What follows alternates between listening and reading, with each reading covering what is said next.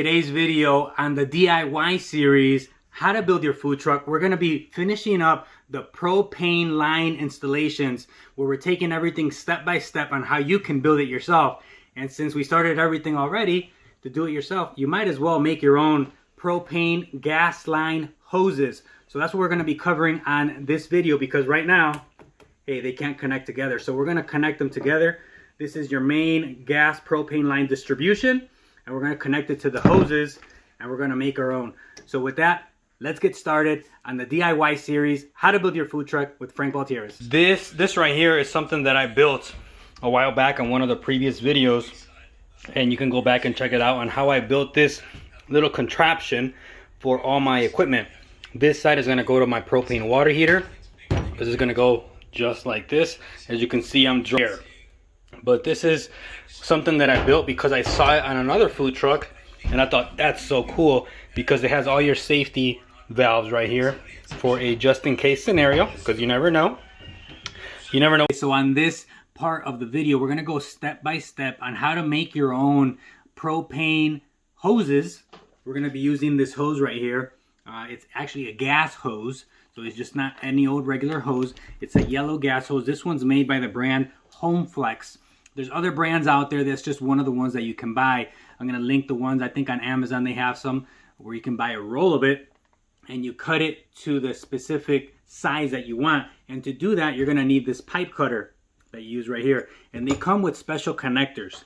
And these special connectors come in 3 pieces. I'm going to show you guys how to do it. We're going to go over the instructions really quick with you.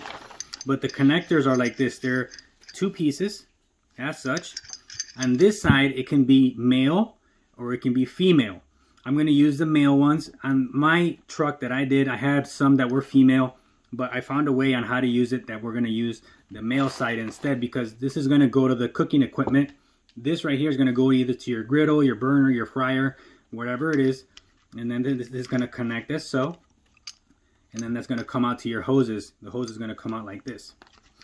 But what we're going to be focusing on this part of the video is how to make your hose. So this hose right here is what we're going to use, is 3/4. And the reason I decided to go with 3/4 is because the equipment is 3/4 output from the fryer and from the burner. What comes out of that, it's 3/4. And instead of reducing, putting like a little reducer, I just made everything 3/4. But when you're working on this, make sure that if you don't feel like you did a good job, or if you feel like, you know what, I'm not sure that I did the right thing, because when I did my first food truck, it was a little confusing, but I asked a few people. I even drove around and asked like the propane guys that were there, like the gas guys, to help me out, to give me tips. So they helped me in the beginning. So now I feel comfortable making them. But this is a very important part of your food truck. The reason is because your propane runs through here. It's a fuel source. If you have like a spark, or if you have any type of igniter that can ignite the fumes, if you don't do it right, you can cause a major problem in your food truck, and that'll be just a disaster waiting to happen. So make sure that you do it correctly. Can't stress that enough. But with that, let's get started. So when you buy the roll, it comes in a 25-foot roll. And like I said, you cut it to the length that you want using the tube cutter. I already cut mine. As you can see there, I already did the whole twisty. All you do is you lock it in, and then you start tightening it up, and then you just kind of go around. And then if you read the instructions here, you have to buy the connectors that are made by the brand of the hose, because you want to make sure that they're compatible with each other. It's like Apple uses Apple and whatever. So step 1, it says cut pipe to length, and that's obviously using your pipe cutter right here. Number 2, remove pipe jacket. So if we go to step 2, it says remove pipe jacket. And it says using a utility knife. It says strip the yellow tubing jacket back 2 valleys from the end of the tubing. So if this is our end of the tubing, if you guys can see right here, if we can focus the camera and hopefully you can grab it. If you see right there on the top part, there's a ridge. We'll call that the ridge or the top. And then going down, it's a valley. So you have a valley, you have the ridge, you have another valley, ridge, valley, ridge. So it says you want to bring back 2 valleys. So if we have one valley there, one valley there, we're going to cut it just behind the other valley just a little bit. So you score it.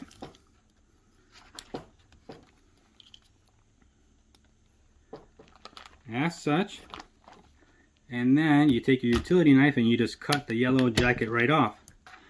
And this should come off as such. Like that. And like that. So there you go. There you have your two valleys. You want to clean that up. Make sure you get a nice clean thing on there. Just clean that up. There it is. Okay. Next one is place flange nut. So I'm assuming if you take, I didn't know what the right word of this was. I guess it's telling me this right here is a flange nut. And this is the other piece that gets connected to the gas. So I came to the back of my cooking equipment so you guys can see this is my food truck. I just want to see what I actually used on here for the yellow hoses. And look at that, it actually gets a little dirty back here. So I need to find, this one's a little bit different than the connector that I have. This one is a female. So I'm going to have to buy this piece right here. And I'm going to buy that connector. I'm assuming if I have the other one, we can fit in there too. So it just matters. Let me see how many of the other ones I bought. I just bought a whole bunch of them. And make sure that I buy the correct fitting for the correct thing. So, but we're going to need a 90-degree elbow right here to be able to connect the gas line, which goes to that manifold or that piece that I made, which is right there. So I want to make sure that you guys see exactly what we did back here. And the reason we have this 90 is because this hose can't come straight in because of the radius of the wall right here. Because the closer we all are to the wall, the better. That way we have more working space on the other side. So just so you know, you have to buy a 90-degree. It's either going to be with the threads on this side or it's going to be with the entrance on this side. So let's see what we have on our bag of all the fittings that we bought. Okay, so if you go to step 3 right here, it says place flange nut. Slide the flange nut over the tubing with the threaded end pointing to the other side. So this is a threaded end, so we're going to slide it right in. And then we're going to use place the retainer ring in the first valley of the tubing. So we're going to place the retainer ring right here in the first valley. And we're going to, and it says, being careful, don't dent the plumbing, the tubing. Clamp the ring and place 360 around the ring, and it should fit tightly around. So what we're going to do is we're going to take our channel locks and just snug it up. You don't want to smush it too much on one side, so you want to just gradually take it on both and just work it together. That way this clamps on. As you can see on there, that part's getting closer and closer.